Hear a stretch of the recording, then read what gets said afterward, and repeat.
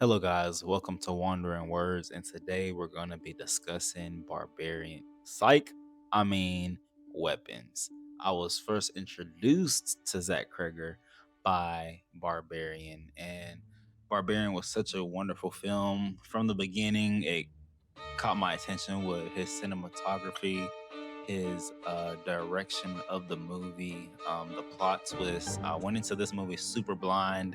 I didn't see a trailer or anything. I literally was just like, "Oh, what's this?" I watched it and was blown away. So just like Weapons, I wanted to have a blind experience and just kind of go into it unknowingly. I saw the first teaser. It was with the kids running in the middle of the night, looking creepy as hell, and I was like, "Oh yeah, gotta watch this." And so pretty much every day since then, I've just been waiting for this movie to release. And even with all the trailers releasing after that, I was turning my head away, clogging my ears up. The only person I knew and saw was, I want to say it's just screenshots or clips of Justine and Archer. His character Josh Brolin and Julia Gardner, which they did amazing in. And so yeah, that was the only exposure I had to the movie, but it was a wonderful experience. I saw it in a packed theater, so when the comedic moments arose, the theater was laughing. When crazy things would happen, it would just have different reactions, and that's just a beautiful thing when experiencing a movie. Just having those crowd reactions, and it makes the movie very interactive and entertaining as well, more entertaining as well. So yeah, from the jump, we're thrown into the story of well, one, a narration from a child. We don't know if it's one of the children that were missing or just random child, but we're getting this narration and just a quick breakdown of everything that's happened. And I love the shots in this movie, especially. Well, we'll get into the other ones later, but especially in the beginning, it's kind of like people are there but not really there. A lot of people are out of focus, and it's just kind of focusing on Justine and certain characters, and then we go into the first chapter, which is Justine. And Justine's chapter is mainly dealing with the guilt of this whole experience with her 17 children missing. Not one, not two, but 17 children gone. And so yeah, all the children are gone except this one kid, Alex. And like, I knew as soon as I saw Alex there, I'm like, he got something to do with it. I don't know what exactly, but this dude got something to do with everybody missing in here. And so, yeah, I was right, kinda. It wasn't really him by himself, but it was him. Yeah, her chapter was really well done. Really, everybody's chapter was done great, and I just loved how like all the flaws are shown from all the characters, from Archer to Paul, James, Marcus. The only innocent one really is Alex, and that's because his crazy ass aunt or whoever she is the one behind everything, um, tethering people to her stick. Making them do what they want. Hence the movie weapons. They're weaponized as soon as they're on that stick, and they're just on go mode.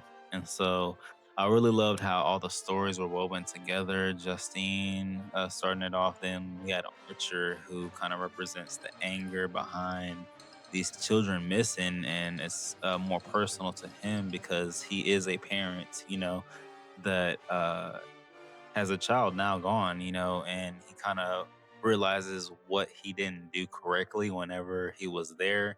And so now that he's gone, it's like, okay, how do I get my child back?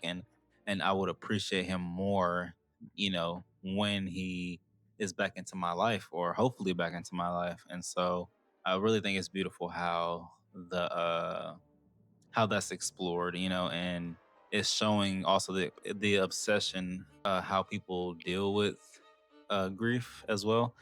Sometimes people really obsess about what happened to their significant other or anybody really important to them in their life. And so, but without that obsession that Archer had, would he have gone that far to find Matthew? Would he have done the things he did in this movie? if he didn't have that obsession. So I think everybody has to have some sort of obsession and something that they do in life, you know. And so I think that's it was a really great visual to see with Archer, you know, just exploring that. And then we move to Paul. Or is it Paul? Yes, Paul. Paul. Paul is an interesting person. I was like, bro, every decision you make is just crazy. You know, he's a he seems like a good cop from what we are shown, minus him socking the dude in the face. But if I got stuck with some dirty ass needles, I probably would do the same thing.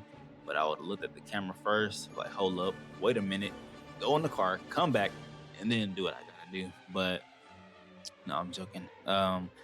But yeah, so Paul is a officer who leads James, which is the next person in the chapter, to not leads James, but takes James to the house because you know James wants to receive the $50,000 reward, $50,000 reward for these missing children because you know he crept up in the house by himself, you know, stealing whatever he needed to get that money on to you know, take to the pawn shop and get some money for some drugs or whatnot he got going on. But yeah, so his character was interesting too. Um and then I think the last two chapters are Marcus and Alex. But I want to talk about a couple of the shots too. Man, the shot of the lady with the scissors in her hand. My Jesus. When I tell you, I mean, it was simple, super simple. Literally just the door creeping open, her crazy ass walking outside. Then it didn't even have to show her getting in the car. She just pulled up to the window, saw Justine laying there, went around, got in the car, and just snipped her hair. That was intense and terrifying. Every time I watched it, because I watched it twice. So both times I watched it, I was like, my God. I don't know. It was just something effective about that shot and just so many other shots. Ooh, man, the shot of the kid running through the glass. Man, that was fire. The kid just like it was like a freaking like a missile, just like a NFL linebacker. Like she was dead. She said, "Oh, she's going the other side. Okay, let me hop through the window." Went through the glass, tackled her ass, and then it was a wrap for Gladys. Um, Oh yeah, speaking about Gladys, Gladys was a very great villain.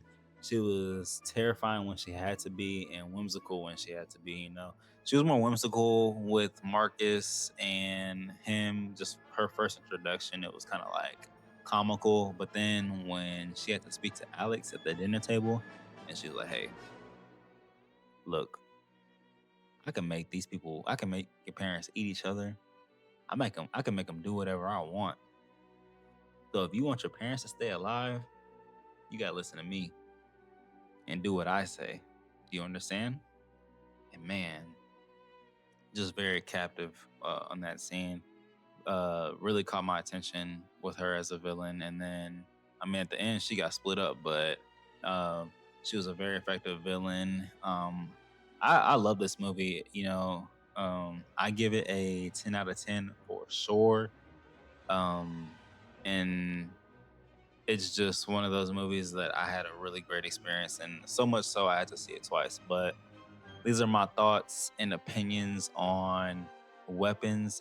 I want to know your thoughts and opinions on it too, as well. So leave a comment, like, and subscribe for more content like this. I will be doing reviews on different albums, music albums too, not just movies. I just want to make a channel where I could just yap pretty much on different topics. So if you have any topics that you'd like me to talk about, literally anything, just comment down below and I will get on that. So appreciate y'all for tuning in to Wandering Words, and this is a wrap. Appreciate it.